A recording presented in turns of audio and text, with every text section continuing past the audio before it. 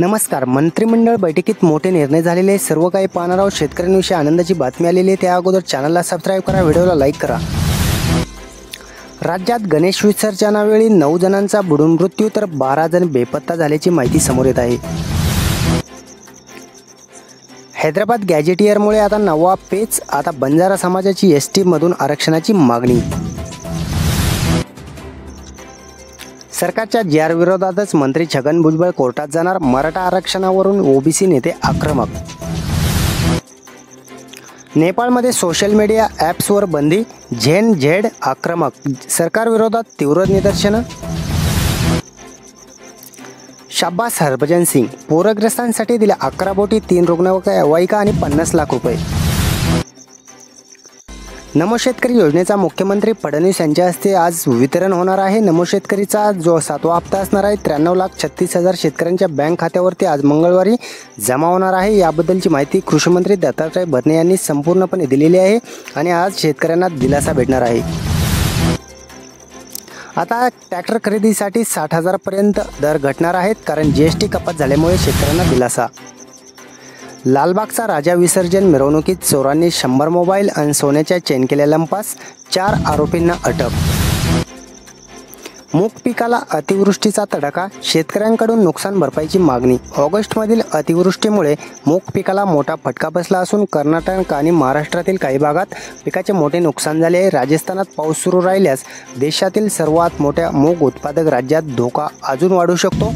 शेतकऱ्यांना कुठेतरी भीती. जम्मूत पुरामुळे शेतीचे प्रचंड नुकसान. 1,40,000 हेक्टरवरील पिकांना फटका.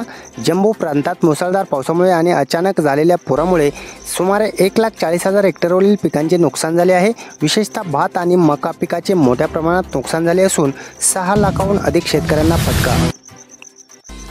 रांगेत भाविकांचा छळ आणि चंद्रग्रहणात विसर्जन. लालबागच्या राजा मंडळ विरोधात आता थेट सीएमकडे तक्रार. उपराष्ट्रपती पदासाठी पुणेकरांची एंट्री. उमेश मेत्रेने दाखल केला उमेदवारी अर्ज. पुण्याच्या दौंड तालुक्यातील सहजपूर गावचा तरुण उमेश मेत्रे याने थेट उपराष्ट्रपदाच्या निवडणुकीकरता उमेदवारी अर्ज दाखल केला आहे. हरभरा बाजारभाव स्थिर. वांगी व लसणाचे दर टिकून तर हळदीची मागणी कायम तर उडदाचा भाव दबावातच. बाजारात लिंबूच्या भावात मोठी घट. लिंबू 8 ते 10 रुपयांच्या रेंजमध्ये चालू आहे. नव्या जीएसटीची स्थापना. 5 आणि 18% द्विस्तरीय रचना. 22 सप्टेंबरपासून अंमलबजावणी. पश्चिम पट्ट्यात घाटमाथ्यावर पावसाचा जोर कायम राहण्याची शक्यता. मोफत पीठ गिरणी योजना महिलांसाठी संधी. आजच अर्ज करा. राज्य सरकारने ग्रामीण व शहरी महिलांसाठी मोफत पीठ गिरणी योजना सुरू केली आहे. आता या योजनेत महिलांच्या घरच्या घरी पीठ गिरणी चालवून उत्पन्न मिळवण्याची संधी भेटणार आहे. मराठा समाजानंतर आता ओबीसी समाजासाठी सुद्धा उपसमितीची स्थापना आणि राज्य मंत्रिमंडळ बैठकीत हा मोठा निर्णय घेण्यात आलेला आहे. पंजाबच्या पूरग्रस्त शेतकऱ्यांसाठी 8,000 कोटी द्या. केंद्राकडे गुरमीत सिंग यांची मागणी. शेतकऱ्यांच्या खात्यात येणार 127 कोटी रुपयांची भरपाई, कारण शेतकऱ्यांना आता मोठा दिलासा भेटणार आहे. 127 कोटी रुपये मंजूर. हमीभावाने कापूस विक्री करता आता नोंदणी बंधनकारक, कारण नोंदणी केली तरच आता हमीभावाने विक्री करता येणार आहे. अशाच नवनवीन अपडेट आपण पाहणार आहोत. त्या अगोदर चॅनलला सबस्क्राईब करा. मुंबईला 26/11 मोठ्या हल्ल्याची धमकी. पोलीस अलर्ट मोडवर. 1 शख्सला अटक. लक्ष्मण हाके यांनी मराठा आरक्षणाच्या विषयात लुडबुड करण्याची आवश्यकता नाही. लोकांना आंदोलन करण्याचा आणि मागण्या मांडण्याचा अधिकार आहे. अन्य समाजाच्या लोकांनी त्यात हस्तक्षेप का करावा. राधाकृष्ण विखे पाटील यांची हाकेंना प्रत्युत्तर.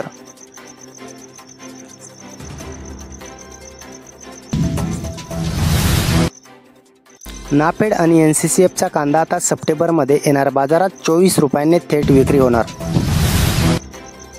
लाडकी बहीण योजनेचा 14वा आणि 15वा हप्ता सोबत येण्याची शक्यता. 3,000 रुपये खात्यात येणार असल्याची माहिती समोर येत आहे. शासनाकडून अजून कोणतीही अधिकृत घोषणा केली नसली तरी पण आता 2 हप्ते सोबत येण्याची शक्यता असल्याने आता महिलांना दिलासा. यंदा कापूस, सोयाबीन, तूर यांचे लागवड क्षेत्र घटले. शेतकऱ्यांची भात आणि मक्याला जास्त पसंती. श्रावणबाळ योजनेत दिव्यांगांसाठी 1,000 रुपयांची वाढ झालेली आहे।